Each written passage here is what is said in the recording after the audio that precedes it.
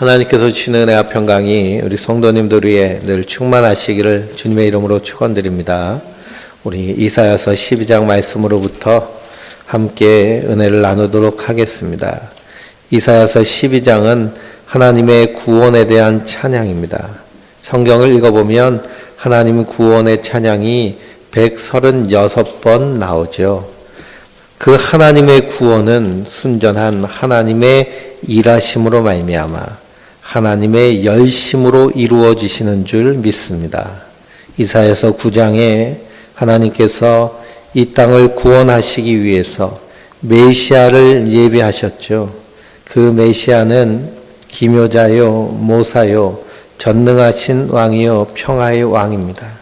그 메시아를 통하여서 이스라엘을 구원하실 터인데 그 하나님의 구원은 만군의 여호와의 열심으로 이루어지는 것입니다. 그러므로 성도는 그 하나님의 열심을 알고 우리도 그 하나님의 마음을 합하여서 합력하여 선을 이루는 것, 그것이 성도의 이 땅에서의 마땅한 삶이며 우리는 오직 하나님의 구원만을 찬양하는 자인 줄 믿습니다. 여기서 그날은 어떤 날이냐? 바벨론 포로로 잡혀간 자들이 돌아온 날을 1차적으로 말씀하고 있지만 궁극적으로는 사단의 포로였다가 죄와 사망에 매여서 종로로 타던 인생들이 그리스도의 십자가의 승리로 말미암아 구원받은 날, 그날이 바로 구원의 날. 그래서 이 날은 어떤 날이냐? 하나님의 노하심이 멈추는 날입니다. 하나님은 진노하신 하나님이신데요. 어떻게 진노하시느냐? 매일같이 진노하신다 그랬죠. 우리가 성경을 통해서 하나님은 어떤 하나님이시냐? 우리가 하나님은 사랑이시다라고 말했습니다. 요한 사도가 하나님은 사랑이니라. 근데 하나님은 사랑이신데요. 그 사랑이 어떻게 드러났느냐? 예수 그리스도를 통하여서 드러내셨습니다. 그러니 예수 그리스도를 통하지 않은 하나님은 어떤 하나님이시냐? 매일같이 진노하시는 하나님이세요. 이 땅이요, 얼마나 악이 가능한지 우리가 뉴스를 틀어봐도 참으로 우리를 흥분시키고 분노하게 하는 일들이 너무나도 많습니다. 얼마 전에 광주에서 집단 폭행 사건이 일어났죠. 택시를 먼저 타는 문제 때문에 그래서 두 패가 싸움이 벌어졌는데요.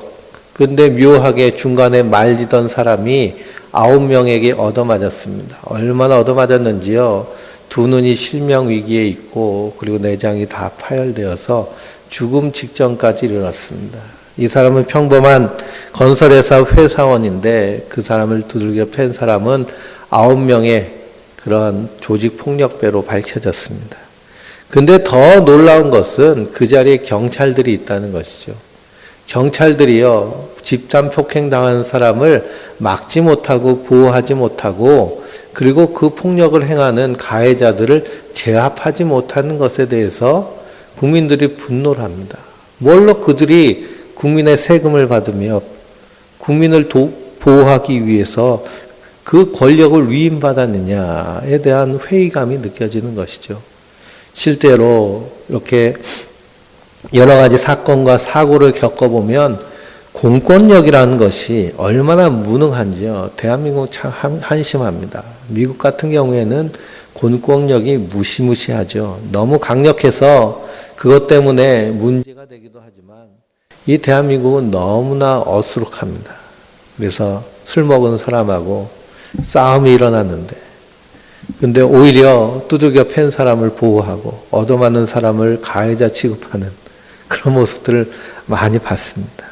그러니 이 땅은요, 정의가 바로 서지 못한, 그래서 무전유죄라는 말이 있죠. 돈 많은 사람은 비싼 변호사 사가지고 적극적으로 재판을 해서 무죄를 얻어냅니다. 그러나 가난한 사람은 작은 죄에도 큰 벌을 받는 것이 이 세상의 모습인데 우리가 그것을 보면서 공분합니다. 그런데 그런 모습을 통해서 진노하시는 분이 계신데요. 그분이 바로 하나님이시다. 하나님은 매일같이 진노하시는 하나님이십니다. 그래서 성경에서의 구원이란 죄와 사망에서의 구원도 의미하지만 하나님의 진노에서 벗어난 것이 바로 성경에 특별히 이사야서에서 말하는 구원입니다.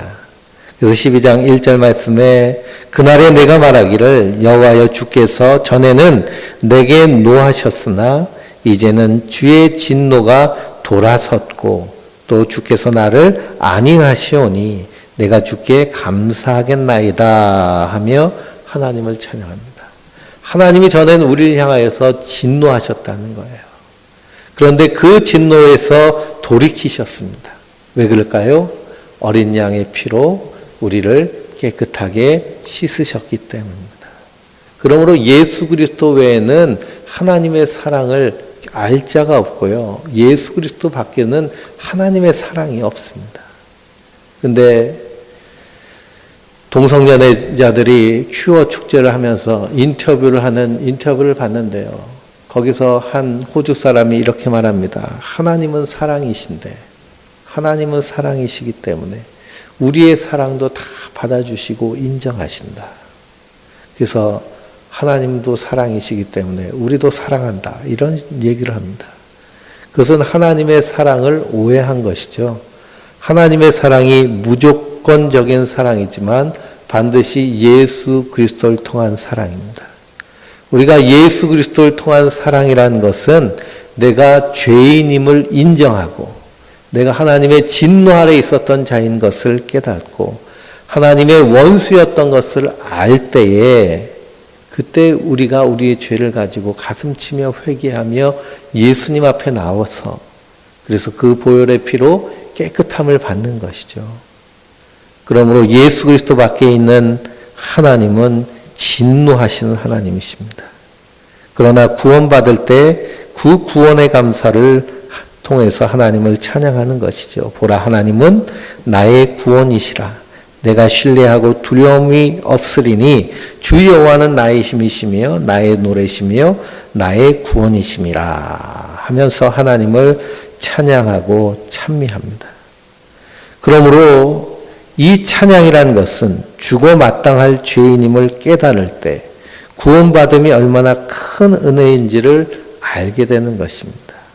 그런데 예수를 믿는다 하면서도 구원의 감격이 없다라고 말한 것은 구원받은 적이 없기 때문입니다. 내 안에 구원의 감격이 없고 구원의 감사가 없고 십자가의 은혜가 없고 예수님의 사랑에 가슴 메이는 것이 없고 그냥 무덤덤하다라고 한다면 그것은 내가 얼마나 큰 죄인인지를 모르는 것이죠. 성령이 임하시면 죄에 대하여 의에 대하여 심판에 대하여 깨닫게 하십니다. 그럼 내가 얼마나 큰 죄인인지 내 안에 의가 없고 오직 예수 그리스도께만 의가 있고 하나님의 심판이 얼마나 두려운지 성령이 임하시면 우리가 책망을 받는 것이거든요. 그 책망을 통해서 내가 죄인임을 깨닫고 그리고 하나님의 은혜 앞에 나온다는 것이 얼마나 두렵고 떨리는 일인가. 그러나 어린 양의 피로 깨끗하게 씻음을 받아서 주님 앞에 나올 담력을 얻은 것이 얼마나 큰 감격인가. 이것이 구원의 감격인데 이 감격을 잃어버렸다라고 한다면 이것은 구원받은 적이 없는 것이고 교회를 다닌 것이지 예수를 영접한 것이 아니며 예수님을 만난 적이 없는 것입니다. 그런데 이런 모습에 교회를 다니는 신앙생활하는 모습들이 얼마나 많이 있는지 모르죠. 그러므로 성령께서 우리 안에서 내가 이전에는 얼마나 큰 죄인이었는가 그것을 깨닫게 하시는 것이 하나님의 은혜인 줄 믿습니다. 그래서 초대교회 교부들은 참회록을 썼지요. 참회록에 자기의 죄를 다 적었습니다. 그걸 읽어보면 죄 같지 않은 것도 죄로 적고 하나님 앞에 회개합니다. 뭐 이런 것까지 죄로 규정하고 하나님께 회개하느냐. 그런데요, 하나님의 큰 은혜 가운데 그 빛 가운데 서보니 그 작은 것 하나도 하나님 앞에 너무나 부끄러운 죄였다는 것을 깨닫는 겁니다. 사도 바울도 십자가의 그 도외에는 내가 아무것도 자랑하지 않겠다라고 선언을 하죠. 그 은혜를 깨달은 자였기 때문입니다. 그래서 그 구원의 은혜 가운데 성도의 입에서 날마다 나온 것이 무엇이냐? 찬양인 줄 믿습니다. 그럼 우리 안에 찬양이 사라졌다라고 하면 그 구원의 은혜를 다시 한번 탐구하고 성령께 기도함으로 말미암아 그 은혜가 회복하기를 간절히 구하시기 바랍니다. 이 구원에 대하여서 이사야 선지자는 물과 생수로 표현하고 있습니다. 그래서 구원의 우물에서 물을 기르리로다. 너희가 기쁨으로 구원의 우물에서 물을 기르리로다. 교회는 주님의 일을 내일보다 더 귀하게 여기는 것이 교회이고 그것이 성도입니다. 그게 성도의 모습이죠. 그래서 우리 안에 그 찬양이 충만한 것, 이것이 마땅한 성도의 모습인 줄 믿습니다. 13절부터 23절까지는 하나님의 심판에 대한 이야기입니다. 하나님의 구원은 심판을 전제로 하는 구원입니다. 그러니 하나님이 구원하시겠다라고 한다면 반드시 뭐가 있는 거예요? 심판이 있는 겁니다. 성경을 쭉 읽어보면 하나님이 복 주시겠다라는 얘기가 많을까요? 심판의 얘기가 더 많을까요? 심판의 얘기가요, 압도적으로 많습니다. 심판의 얘기가 압도적으로 많은데도 대부분의 설교라든지 성경을 말하면서 복에 대해서 얘기를 많이 하죠. 왜 복에 대해서 얘기를 많이 하게 되느냐? 자기 중심적으로 성경을 보기 때문에 그렇습니다. 그리고 사람이 원하는 것을 설교 시간에 말하기 때문에 그렇죠. 그래서 성경을 강의하다 보면요, 계속 뭐가 나올까요? 심판 얘기가 나옵니다. 13절부터 23절까지 계속 심판의 얘기가 나와서, 그래서 이것을 2주, 이번 주와 다음 주까지 해서 23장까지 쭉 이렇게 훑어보려고 하는데요. 그만큼 성경에는 심판의 내용이 많습니다. 그러나 그 심판이 있어야 반드시 하나님의 구원이 있는 줄 믿습니다. 성도는 두렵고 떨림으로 우리의 구원을 지키는 자들이며 하나님의 은혜로 그 구원을 이루어가는 자인 줄 믿습니다.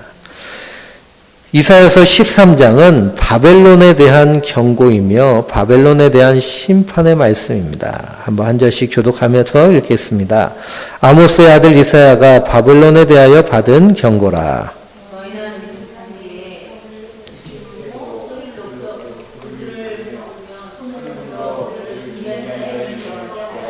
내가 거룩하게 구별한 자들에게 명령하고 나의 위엄을 기뻐하는 용사들을 불러 나의 노여움을 전하게 하였느니라.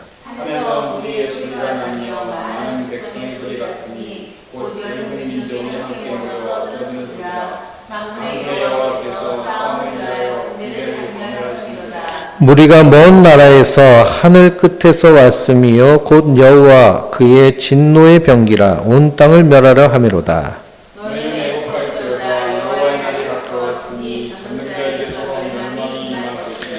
그러므로 모든 손의 힘이 풀리고 각 사람의 마음이 녹을 것이라.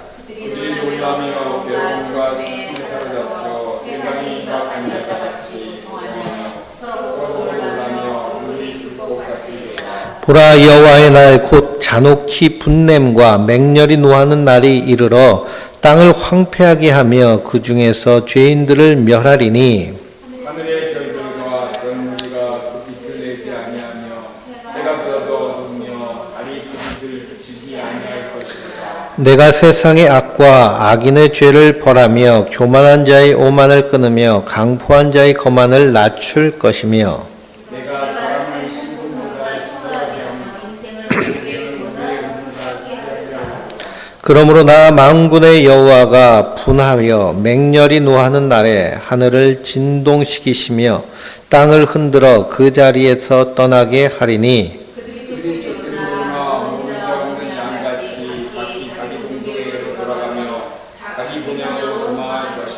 만나는 자마다 창에 찔리겠고 잡히는 자마다 칼에 엎드려지겠고 그들의 어린아이들은 그들의 목전에서 내어짐을 당하겠고 그들의 집은 노략을 당하겠고 그들의 아내는 욕을 당하리라. 보라, 은을 돌아보지 아니하며 금을 기뻐하지 아니하는 메대 사람을 내가 충동하여 그들을 치게 하리니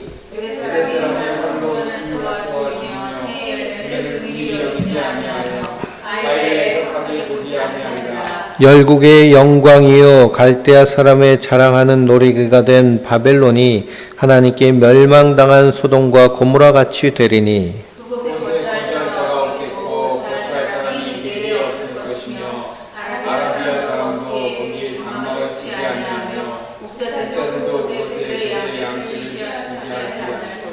오직 들짐승들이 거기에 엎드리고 부르짖는 짐승이 그들의 가옥에 가득하며 타조가 거기에 깃들이며 들량이 거기에서 뛸 것이요 그의 궁성에는 승냥이가 부르짖을 것이요 화려하던 궁전에는 들깨가 울 것이라 그의 때가 가까우며 그의 날이 오래지 아니하리라.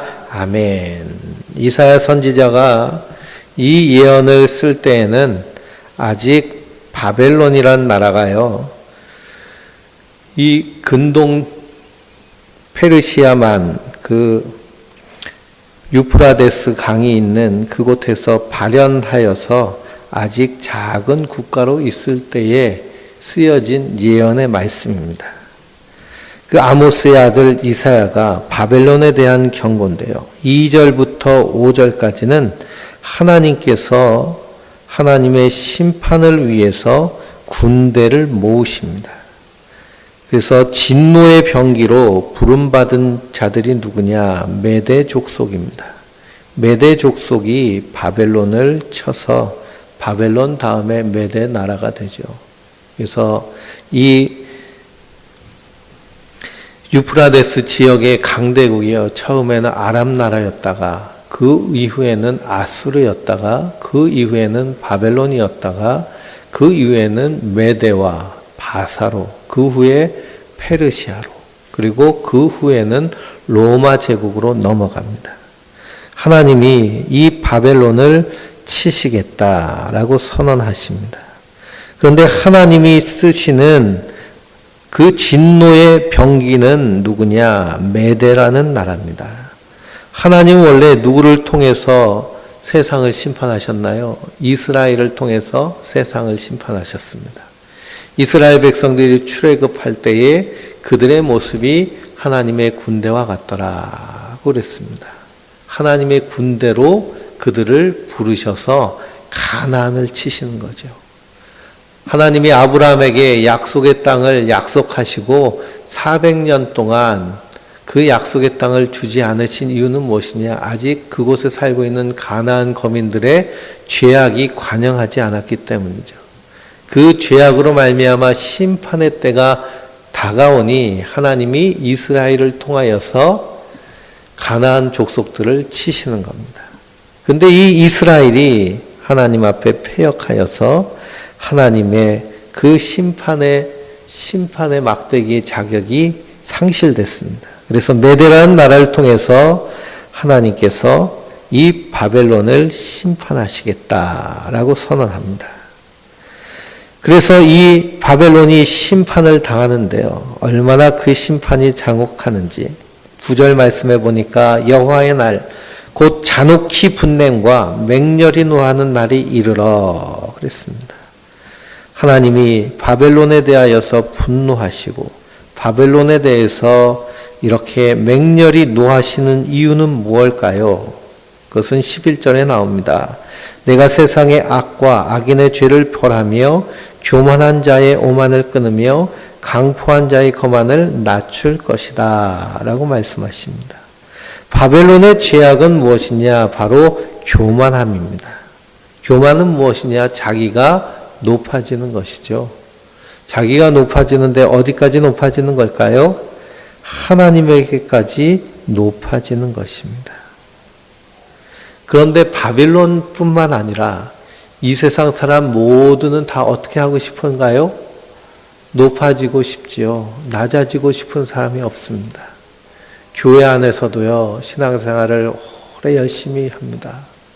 하나님의 은혜로 충만하여서 열심히 하는 사람이 있는가 하면 열심히 해서 나도 집사도 해보고 권사도 해보고 장로도 해보고 그러다가 어떤 시골교회 장로님은 장로로만 섬기니 나는 돈 내고 예수 믿고 쟤는 돈 받고 예수를 믿는구나 하고서는 목사가 크게 축도하는 게 부러웠대요. 목사가 이렇게 예배 끝나고 이제는 우리 주 예수 막 하면서 축도하는 게 그렇게 부러워가지고 그래서 목사님이 잠깐 출타한 틈을 타가지고 시골교회는 이 장로님이 이제 설교를 많이 하시거든요.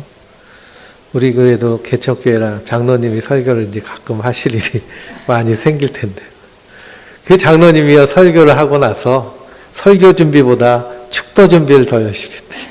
그래서 축도를 하는데 얼마나 두렵고 떨리든지 그것 때문에 한바탕 교회에서 문제가 생겼다 그럽니다. 장로가 축도했다. 근데 정말 아버지의 마음으로 축복하는 것 하나님 기뻐 받으십니다. 그 축도는 목사가 특별히 잘나서 축복권이 있는 것이 아니고요. 하나님의 사람은 다 축복의 자녀이고 축복권이 있습니다. 그러나 문제는 높아지려고 하는 그 마음, 그것이 교만한 마음이죠. 그 교만한 마음을 하나님이 가장 싫어하십니다. 에덴 동산에서의 범죄는 바로 이 교만 때문에 그렇죠. 하나님처럼 되려고 하는 마음.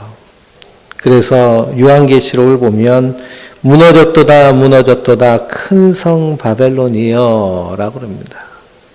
바벨론은 세속 문화를 상징하는 것이고 세속의 죄악을 상징하는 것이고 인간의 교만을 상징하는 것이고 금권주의를 상징하는 것입니다. 바벨론은요, 온 세계를 다니면서 세계를 정복하고 그들이 한 것이 무엇이냐? 그 나라의 금은부화를 다 자기의 바벨론 성 수도 네탄고에 다 가져다 놨습니다. 그래서 그 교만이 얼마나 가득 찼는지 다니엘서 5장을 읽어보면 벨사살 왕이 잔치를 벌이죠. 그래서 아주 귀인들 1000명을 불러 모으고 큰 잔치를 벌입니다. 큰 잔치를 벌이는데요. 거기서 먹고 마시는 술잔을 예루살렘에서 가져온 그 성전 내탕고에 있던 그 술잔들 다 가져와서 그걸로 즐기는 겁니다. 근데 이것이 다 누구에게 드렸던 거예요? 하나님께 드렸던 것이죠. 근데 그 술잔을 다 들면서 하나님처럼 자기가 높은 채 하니 하나님이 그를 죽이시는 겁니다. 그래서 그날 밤에 메대 사람 다리오 왕에 의해서 죽임을 당합니다. 헤롯 역시도 마찬가지도 헤롯 역시도 자기가 하나님인 것처럼 영광을 돌리다가 충에 맞아서 죽었다 그랬습니다. 그러므로 하나님 가장 싫어하시는 것이 무엇이냐? 교만합니다. 오직 하나님만 영광 받으시기 원하시죠. 그래서 요한계시록을 읽어보면 보좌 위에 앉으신 분을 향하여 24장로가 둘러 모였는데 이 24장로 머리 위에 다 뭐가 써 있어요? 영광의 면류관이 써 있습니다. 구원의 면류관이 써 있는데 그 면류관을 다 벗어서 누구에게 드려요? 예? 주님께 드립니다. 그래서 우리가 찬양할 때도 면류관 벗어서 주 앞에 드리세. 하나님 나라에 합한 자는요, 내가 영광 받는 것이 아니라 주님이 영광 받으시는 겁니다. 주의 영광을 위해서 사는 자들. 교회는 그래서 내일이 아닌 주의 일이 먼저인 사람들이 모인 것이 교회입니다. 주의 일에 충성할 때 주님께서 이 모든 것 더 해주시겠다. 더 할 수 있도록 힘주시겠다. 약속한 것이 하나님의 복인 줄 믿습니다. 근데 바벨론은요, 교만하였습니다. 그래서 자기가 하나님인 것처럼, 그리고 자기가 가지고 있는 금은부화를 자랑하고, 그리고 그것이 자기를 살려줄 것으로 생각한 것이 바벨론입니다. 그래서 돈이면 다 되는 세상이 바로 바벨론이죠. 우리가 살고 있는 세상이 어떤 세상일까요? 돈이면 다 되는 세상입니다. 바벨론 같은 세상. 그래서 사람들이 뭘 좋아해요? 돈을 좋아하죠. 뭘 열심히 벌어요? 돈을 열심히 법니다. 돈을 열심히 벌어서. 그래서 그걸로 하나님께 영광 돌리는 사람은 그 기름을 줘. 자기의 유익을 위해서. 자기가 높아지려고 돈을 열심히 법니다. 근데 그것이 하나님 보시기에 어떤 모습이라는 걸까요? 교만하다라는 모습입니다.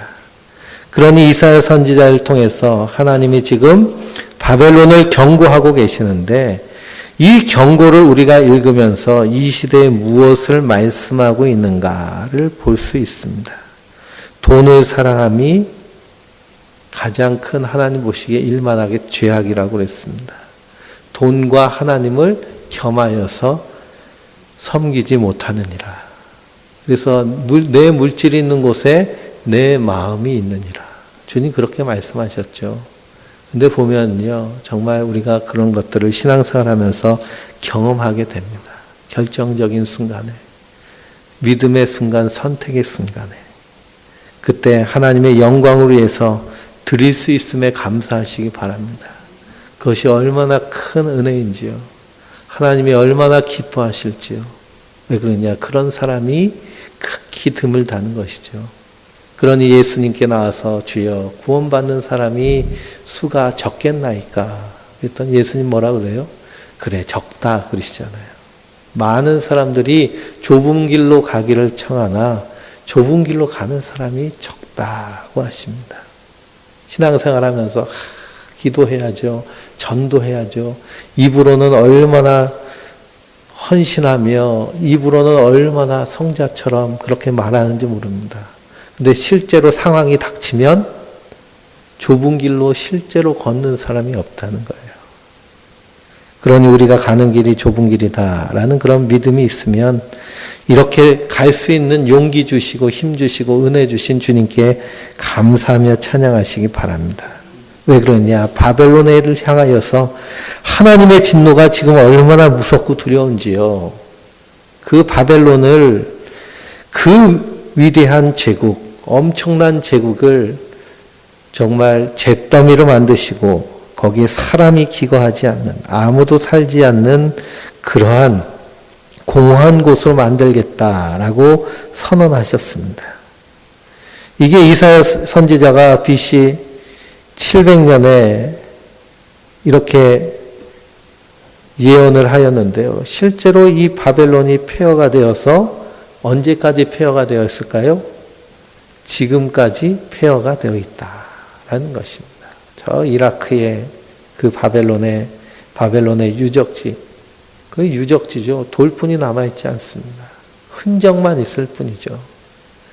그러니 이 하나님의 심판이 얼마나 두렵고 떨리는가.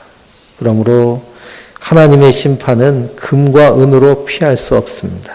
왜 그러냐? 메대 사람은 금을 돌아보지 않고 은을 돌아보지 않고 금을 기뻐하지 않았죠. 그러니 물질이 아니라 하나님의 심판의 도구이기 때문에 심판대로 되어지는 줄 믿습니다.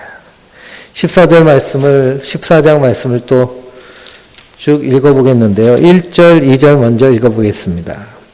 여호와께서 야곱을 긍휼히 여기시며 이스라엘을 다시 택하여 그들의 땅에 두시리니 나그네 된 자가 야곱 족속과 연합하여 그들에게 예속될 것이며 민족들이 그들을 데리고 그들의 본토에 돌아오니 이스라엘 족속이 여호와의 땅에서 그들을 얻어 노비로 삼겠고 전에 자기를 사로잡던 자들을 사로잡고 자기를 압제하던 자들을 주관하리라. 아멘. 바벨론이 심판을 당하니 바벨론의 포로로 잡혀왔던 이스라엘 백성들이 어떻게 되는 거예요? 고향으로 돌아오는 거죠. 고향으로 돌아오는 이 모든 것들이 하나님의 긍휼하심으로 된 것이다 라는 것을 선지자는 미리 말씀하고 있습니다. 3절부터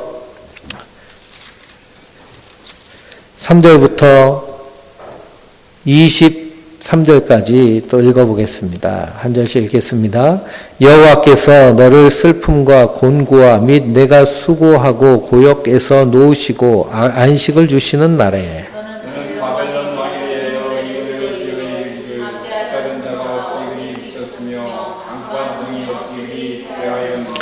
여호와께서 악인의 몽둥이와 통치자의 규를 꺾으셨도다. 우리 분하여 여러 민족을 치되 시기를 맞지 아니하려고 하여 멸망하라 언하여도 그 억압을 받을 자 없었더니 이제는 온 땅이 조용하고 평온하니 무리가 소리를 높여 노래하는도다. 감나무와 레바논이 백합 먹고 너만 기뻐하여 이르기를 내가 넘어져 있은지 몰라서 우리를 배워볼 자 없다. 아래의 수월이 너로 말미암아 소동하여 내가 오는 것을 영접하되 그들이 세상의 모든 영웅을 너로 말미암아 움직이게 하며 열방의 모든 왕을 그들의 왕좌에서 일어서게 하므로 그들을 마음에 나의 일을 너도 우리같이 연합하게 되었느냐 너도 우리같이 되었느냐 하리로다. 내 영화가 수월에 떨어졌으며 내 비파 소리까지로다. 구더기가 내 아래 깔림이여 지렁이가 너를 덮었도다. 너 아침의 아들 계명성이여 어찌 그리 하늘에서 떨어졌으며 너 열골 높은 자여 어찌 그리 땅에 찍혔느냐. 내가 내 마음에 이르기를 내가 하늘에 올라 하나님의 뭇별 위에 내 자리를 높이리라. 내가 북극 지폐의 가장 산 위에 앉으리라. 가장 높은 곳에 올라가 지극히 높은 이와 가까이라 하는도다. 그러나 이제 내가 수월 곧 구덩이 맨 밑에 떨어짐을 당하리로다. 너를 보는 이가 주목하여 너를 자세히 살펴보면 알기를 이 사람이 땅을 진동시키며 열골을 놀라게 하며 세상을 황무하게 하며 성을 파괴하며 그에게 사로잡힌 자들을 집으로 놓아 보내지 아니하던 자가 아니냐 하리로다. 멸망의 모든 왕들은 모두 각각 자기 집에서 영광 중에 작업하는 오직 나는 자기 무덤에서 내쫓겼으니 가증한 나무가지 같고 칼에 찔려 돌구덩이에 떨어진 주검들에 둘러싸였으니 밟힌 시체와 같도다. 내가 이 땅을 망하게 하여 내 백성을 죽였으므로 그들과 함께 하는 자들이 집권하니 악을 행하는 자들의 후손은 영원히 불려지지 아니하리로다 할지니라. 너희는 그들의 조상들의 죄악으로 말미암아 그의 자손 조룩하기를 준비하여 그들이 일어나 땅을 차지하여 성읍들로 세상을 가득하게 하지 못하게 하라. 만군의 여호와께서 말씀하시되 내가 일어나 하늘을 쳐서 너희와 남은 자와 아들과 후손을 하늘에서 끊으리라. 나 여호와의 말이니라. 내가 또 그것이 고슴도치의 구렬과 물 웅덩이가 되게 하고 또 멸망의 빗자루로 청소하리라. 나 만군의 여호와의 말이니라 하시니라. 아멘. 바벨론이 심판을 당합니다. 멸망하고 그리고 그 바벨론 왕이 어디로 내려갈까요? 바벨론 왕이 스올로 내려갑니다. 지옥으로 내려가죠. 그래서 안식을 주는 날, 그날이 바벨론 심판의 날입니다. 우리가 안식에 거하는 그날이 세상이 심판받는 날입니다. 그래서 하나님의 구원은 궁극적으로 하나님과 더불어 성도가 안식하는 것이 구원의 완성이죠. 하나님께서 6일 동안 천지를 창조하시고 7일째 되던 날 안식하셨습니다. 안식하셨다라는 것은 하나님의 만족하심을 말씀하시는 것이고 하나님의 창조가 완벽하였다라는 것이죠. 그 하나님의 창조의 완성이 인간의 죄악으로 말미암아 파괴되었습니다. 그러므로 인간이 선악과를 따먹은 이후에 하나님은 무엇을 잃어버리셨어요? 안식을 잃어버리셨습니다.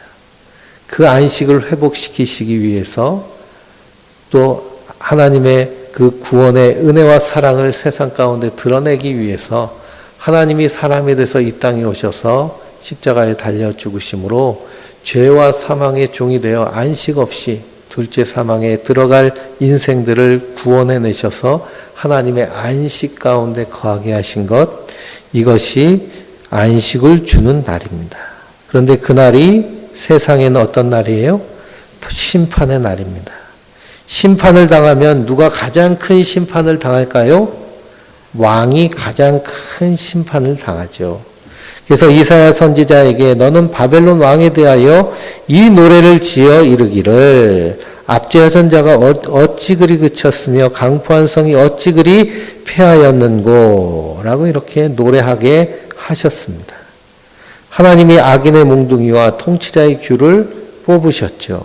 얼마나 많은 민족들이 이 바벨론에 의해서 멸망당하고 그들이 다 포로로 잡혀갔는지 모릅니다. 바벨론은요, 쳐들어가서 다 무너뜨리고 없애버리고 그것을 다 섞어버리고 그리고 배운 사람들, 귀족들, 왕족들은 다 잡아가지고 포로로 잡아갔습니다. 그런 정책을 썼으니까요. 얼마나 악한 정책을 썼는지 모릅니다. 우리나라도 저 만주에 이 일제 식민지 강점을 피하기 위해서 만주로 많은 사람들이 이주하고 그리고 러시아 연해주로 사할린으로 이주를 했는데 그때 러시아의 스탈린이 강제 이주 정책을 폈죠. 그래서 그 사람들이 철도에 강제로 실려가지고 저 중앙아시아 그래서 우크라이나, 카자흐스탄 그런 곳으로 강제 이주됐습니다. 그 사람들을 고려인이라고 그러는데요.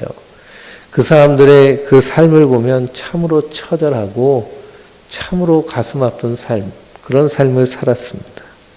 그러니 이런 악한 일을 행하였으니 그 영화롭고 존귀한 자가 구더기에 뒤덮이게 되는 것이죠. 심지어는 향나무와 레바논의 백향목들도 너로 말미암아 기뻐했습니다. 너로 말미암아 기뻐한 것은 네가 죽은 걸 기뻐한다는 거예요. 네가 지옥 간 걸 기뻐한다는 거예요. 왜 기뻐했을까요? 이 바벨론이요, 큰 성을 지어야 되니까 이 레바논의 백향목과 향나무들 다 벌목해가지고 자기 나라로 가져가서 큰 성을 짓는 겁니다. 우리 강원도 와서 산을 보니까요, 이 소나무가요, 아주 그냥 하늘 높은 줄 모르고 한 아름다리씩 이렇게 쭉쭉 뻗은 걸 보니까 이게 얼마나 시원시원한 이걸 금강송이라고 그러는데 그것을 그 조선시대에는 궁궐 만드는 목재로 쓸 정도로 그렇게 쭉쭉 뻗은 소나무가 사실은 이 삼천리 반도에 다 퍼져 있는 나무가 그 금강송입니다. 근데 강원도에 와서나 볼 수 있는 이유는 뭘까요? 일제 식민지 때요. 이 일본 사람들이 다 배간 겁니다. 산에 남아있질 않고. 그래서 남아있는 소나무는 어떤 나무예요? 꼬불꼬불한 못생긴 나무들. 바다의 해송들. 해송들은 꼬불꼬불 이렇게 자라는데 금강송은 이렇게 축축 뻗어 있어서 그 옆을 걸어도요. 기분이 얼마나 상쾌하고 싱그러운지 모릅니다. 그러니 이 나무들도 기뻐하면서 야, 잘 됐다. 너 지옥 간 거 참 축하한다. 이렇게 되는 것이죠. 그런데 13절부터 14절을 읽어보면 너 아침의 아들 계명성이여 어찌 그리 하늘에서 떨어졌으며 너 열국을 엎은 자여 어찌 그리 땅에 찍혔는고 내가 내 마음에 이르기를 내가 하늘에 올라가 하나님의 뭇별 위에 내 자를 높이리라 내가 북두 지폐의 산 위에 앉으리라 가장 높은 구름에 올라가 지극히 높은 이와 같아지리라 하는도다 라고 그랬습니다. 이 계명성은 무엇을 의미하느냐? 바로 바벨론 왕을 의미하기도 하지만 이것은 사탄의 왕좌를 의미하기도 하죠. 그래서 신학자들은 이 계명성, 루시퍼, 사단의 왕, 그가 하늘에서 하나님을 찬송하는 천사였는데 그가 하나님처럼 되려고 반역하였다가 천사 3분의 1을 데리고 하나님과 대적하였다가 쫓겨나서 이 땅 가운데로 떨어진 자가 바로 루시퍼입니다. 그게 사단 마귀죠. 그래서 하나님을 찬송할 그 천사가 없으니 하나님이 누굴 통해서 찬송을 받으시는 거예요? 하나님의 택한 자들을 통해서 찬송 받으시는 겁니다. 그래서 하나님 내 백성은 찬송하기 위해서 나를 찬송하기 위해 내가 지었나니 라고 하십니다. 그러므로 이 바벨론의 왕은 사탄의 타락을 말하는 것인데 사실 하나님처럼 되려고 하는 존재가 누굴까요? 죄인의 공통적인 욕망이요. 하나님처럼 되려고 하는 겁니다. 마귀의 사주가 그 뒤에 담겨져 있는 것이 확실하죠. 그래서 우리도 가끔 생각할 때 내가 슈퍼맨이 됐으면 좋겠다. 막 요즘 막 아이언맨 막 그런 영화 보면요. 애들이 다 슈퍼맨이 됐으면 좋겠다. 막 자기 영웅이 됐으면 좋겠다. 저희 딸은 염력을 가졌으면 좋겠다. 그래요. 염력을 가졌으면. 그게 다 이 사단의 그런 담겨져 있는 마음, 교만한 마음, 결국 하나님이 친히 그를 청소하시는 것이죠. 그래서 21절부터 23절까지 보면 나 만군의 여호와의 말이라, 나 여호와의 말이라, 여호와께서 말씀하시되, 이렇게 3번이나 나와 있습니다. 이것은 뭐냐? 하나님의 심판은 확실하다라는 것이죠. 확실하다. 하나님의 심판은 확실하다. 그 심판이 지금 이 땅 가운데서 놓여 있다라는 것을 성도는 깨닫고 보는 자인 줄 믿습니다. 우리 24절부터 끝까지 또 읽겠습니다. 만군의 여호와께서 맹세하여 이르시되 내가 생각한 것이 반드시 되며 내가 경영한 것이 반드시 이루리라.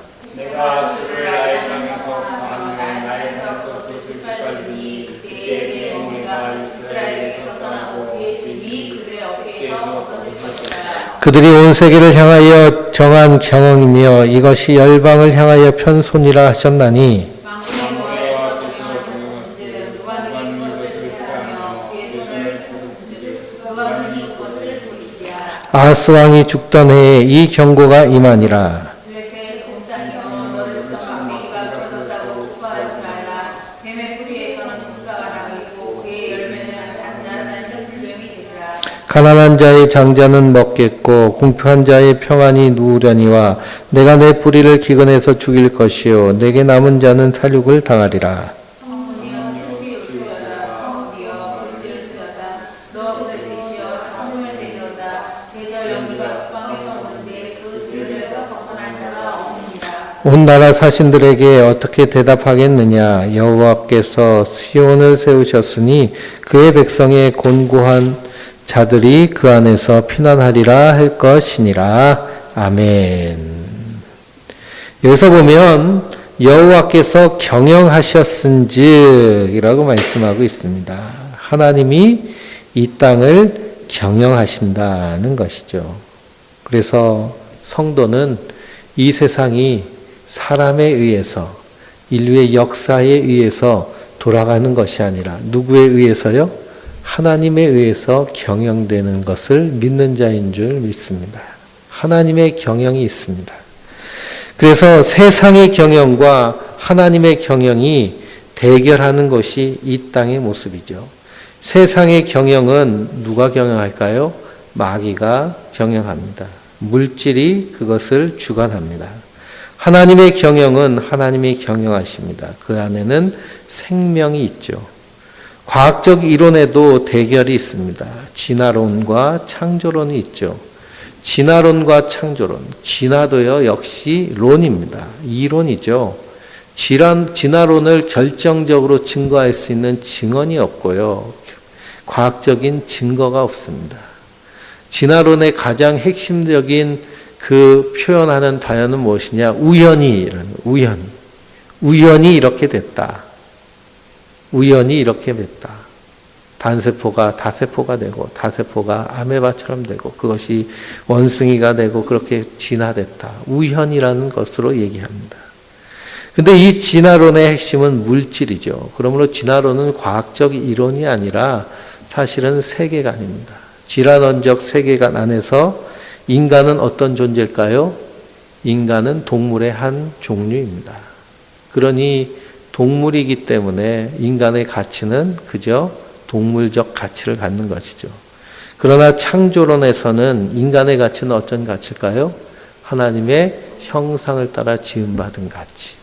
그러므로 이 진화론 그리고 창조론 이것은 과학적 이론이 아니라 사실은 세계관이고 이 과학도요 이런 물질주의적인 이런 세계적인 것으로 경영이 되면 그 안에는 온갖 더러운 죄악이 드러나는 겁니다. 요즘 많이 문제가 되는 인간 배아 복제. 똑같은 인간을 만들어서 거기서 장기 빼내서 자기는 살고 죽고 이것이 실제로 되어질 수 있는 일이 되는 것이죠. 그런 윤리적인 문제들. 그래서 이것을 어떻게 풀 것이냐. 이것이 세계의 대결의 문제입니다. 거기에 돈이 개입되면 바벨론이 이기는 것이고 거기에 생명이 개입되면 하나님이 이기신 것인데 성경은 결국 누가 이기신다는 거예요? 하나님이 이기신다. 이 세상을 심판하시기 때문에 능히 그 편손을 능히 그것을 막겠느냐. 그래서 아수르가 멸망합니다. 아수르가 결정적으로 멸망하게 된 것이 히스기야 왕 때 이스라엘을 쳐들어왔다가 18만 5천 명이 예루살렘을 쫙 에워쌌는데 그날 밤에 천사 한 명이 와가지고 그 진을 두루 다니니 18만 5천이 어떻게 되는 거예요? 다 죽은 송장이 돼버리는 것이죠. 그것 때문에 블레셋이요 좋아합니다. 야, 아수르가 우리를 위협했는데, 근데 이 유다 나라 쳐들어왔다가 다 멸망했구나. 좋다. 그러지만 블레셋도 누구를 대적하는 자였어요? 이스라엘을 대적한 자이고 이스라엘 대적한 건 하나님을 대적한 자니까 좋아할 것 없다. 너희도 흔적 없이 사라질 것이다. 라고 말씀하시고 선언하시는 겁니다. 우리 15장 16절을 한번 쭉 읽어보겠습니다. 모압에 관한 경고라. 하룻밤에 모압이 망하여 황폐할 것이며 하룻밤에 모압 기르가 망하여 황폐할 것이라. 그는 바윗과 다본 상단가 올라가서 울며 모압은 누구와 메드바를 위하여 통곡하는도다. 그들은 각각 머리카락을 밀고 각각 수염을 깎으며 거리에서는 굵은 배로 몸을 동이며 지붕과 넓은 곳에는 각기 애통하며 심히 울며 헤스본과 알르알레는 부르짖으며 그들의 소리는 아하스까지 들리니 그러므로 모압의 군사들이 크게 부르짖으며 그들의 혼이 속에서 떠는도다. 내 마음이 모압을 위하여 부르짖는도다. 그 피난민들은 소알과 에글랏 슬라시아까지 이르고 울며 루이 비탈길로 올라가며 호로나임 길가에서 패망을 울부짖으니 니무림 나무에서 마르고 풀이 시들었으며 연한 풀이 말라 청청한 것이 없음이로다. 그러므로 그들이 얻은 재물과 쌓았던 것을 가지고 버드나무 시내를 건너리니 이는 곡성이 모압 사망에 이르고 슬프이 울부짖음이 에글라임에 이르며 부르짖음이 부엘엘림에 미치며 디몬 물에는 피가 가득함이로다. 그럴지라도 내가 디몬의 재앙을 더 내리되 모압의 도피한 자와 그 땅에 남은 자에게 사자를 보내리라. 너희는 이 땅 통치자에게 어린 양을 드리되 셀라에서부터 광야를 지나 딸 시온산으로 보낼지니라. 모압의 딸들은 아르논 나루에서 떠다니는 새 같고 보금자리에서 터지는 새 새끼 같을 것이라. 너는 방도를 풀며 공의로 이를 지니며 쫓겨난 자들을 숨기며 도망한 자들에게 발각되게 하지 말며 나의 쫓아난 자들이 너와 함께 있게 하되 너 모압은 멸절하는 자 앞에서 그들에게 피할 곳이 되라. 대저 도색하는 자가 망하였고 멸절한 자가 그쳤고 압제하는 자가 이 땅에서 멸절하였으며 다윗의 장막에 인자함으로 왕이 굳게 설 것이요 그 위에 앉은 자는 충실함으로 판결하여 정의를 구하며 공의를 신속히 행하리라. 우리가 모압의 교만을 드러나니 심히 교만하였도다. 그가 교만하여 교만하며 분노함도 들었거니와 그의 자랑이 헛되도다. 그러므로 모압이 모압을 위하여 통곡하되 다 통곡하며 기알레 건포도 떡을 위하여 그들이 슬퍼하며 심히 근심하리니 이는 헤스본의 밭과 신마의 포도나무가 말랐음이라. 전에는 그 가지가 아셀에 미쳐 광야에 이르고 그 싹이 자라서 바다를 건넜더니 이제 열국의 주권자들이 그 좋은 가지를 꺾었도다. 그러므로 내가 아셀의 울음처럼 신마의 포도나무를 위하여 울리라. 헤스본이여 엘레알레여 내 눈물로 너를 적시리니 너는 여름실과 너의 종작물을 즐거운 소리가 그쳤음이라. 즐거움과 기쁨의 기름치밭에 떠났고 포도내는 노래와 즐거운 소리가 없어지겠고 틀에는 포도알 밟을 사람이 없으리니 이는 내가 즐거운 소리를 그치게 하였음이라. 그러므로 내 마음이 모압을 위하여 수금같이 소리를 바라며 내 창자가 기엘레셋을 위하여 그라도다.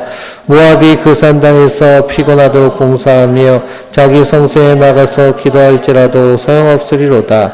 이는 여호와께서 오래전부터 모압을 들어하신 말씀이거니와 이제 여호와께서 말씀하여 이르시되 품꾼의 정한 해와 같이 3년 내에 모압의 영화와 그 큰 무리가 능욕을 당할지라. 그 남은 수가 심히 적어 보잘것없이 되리라 하시도다. 아멘. 이 모압은 아브라함의 조카 롯의 두 딸 중에 큰 딸이죠. 소돔과 고모라가 멸망당하고 큰 딸이 자기의 유업을 이을 자식이 없으니 아버지에게 몰래 들어가서 임신을 하여 낳은 자식이 모압입니다. 요단 동편과 사해에 자리를 펴고 한 민족을 이루었는데요. 이스라엘이 가나안 땅을 정복할 때 하나님은 그 모압을 살리십니다. 왜 그러냐? 아브라함을 기억하셔서 롯을 구원하셨던 것처럼 아브라함을 기억하셔서 모압을 불쌍히 여기신 것이죠. 그래서 하나님도 그 모압 족속에게 기업을 주십니다. 기업을 주셔서 그 알은 수도고 기르는 요새입니다. 1절에 알과 기르가 나오죠. 그런데 그들이 하나님의 심판을 받습니다. 그 패망의 원인은 무엇이냐? 바로 교만입니다. 교만. 그래서 그 교만으로 인해서 심판당할지라도 남은 자가 있는데 남은 자에게 하나님이 사자를 보내시죠. 뭐라고 사자를 보내시느냐? 너희는 이 땅 통치자에게 어린 양을 드리되 셀라에서부터 광야를 지나 딸 시온산으로 보낼지니라 라고 말씀하고 있습니다. 이 말씀 무슨 말씀이냐? 다윗의 때에 이 모압이요 다윗에게 그 조공을 바쳤습니다. 어떤 조공을 바쳤느냐? 어린 양 10만 마리랑 수양 10만 마리를 바쳤습니다. 그러므로 말미암아 하나님 보시기에 그들도 하나님의 약속 가운데로 궁율 가운데로 편입되는 모습이었죠. 그러나 얼마 있지 않아서 그 모압이 교만하여져서 그것을 그만뒀습니다. 그리고 하나님의 심판이 임하죠. 그랬더니 하나님이 어린 양을 어떻게 하라는 거예요? 시온산에 드리라라는 겁니다. 이것이 성도의 구원과 깊은 연관이 있습니다. 성도의 심령 가운데 누구의 피가 발라져 있는 거예요? 어린 양의 피가 발라져 있고 그 발라진 피로 우리가 주님 앞에 드림받을 때 하나님이 받으시는 겁니다. 하나님이 구원이고 하나님의 회복입니다. 그러나 이 모압은 그것을 받아들였을까요? 그렇지 않죠. 그러므로 심판 가운데 빠집니다. 왜 그러냐? 교만하기 때문이죠. 16장 5절에 보니까 다윗의 장막에 인자함으로 왕위가 굳게 설 것이요 그의 앉은 자는 충실함으로 판결하며 정의를 구하여 공의를 신속히 행하리라. 이것이 바로 메시아께서 행하실 그런 심판과 구원의 왕권의 모습입니다. 그 자리에 설 때 반드시 드려져야 될 것은 무엇이냐? 어린 양이 드려져야 됩니다. 우리에게 어린 양이 계신데요. 그분이 바로 예수 그리스도이신 줄 믿습니다. 보라, 세상 죄를 지고 가는 하나님의 어린 양이로다. 그 어린 양 외에는 우리에게 소망이 없고요. 우리에게 구원이 없습니다. 그러므로 날마다 어린 양 대신 그리스도를 찬양하며 예배하며 그 구원의 은혜 안에서 승리하는 믿음의 승리자들 되시길 주님의 이름으로 축원드립니다. 우리 찬송하고 말씀을 기억하면서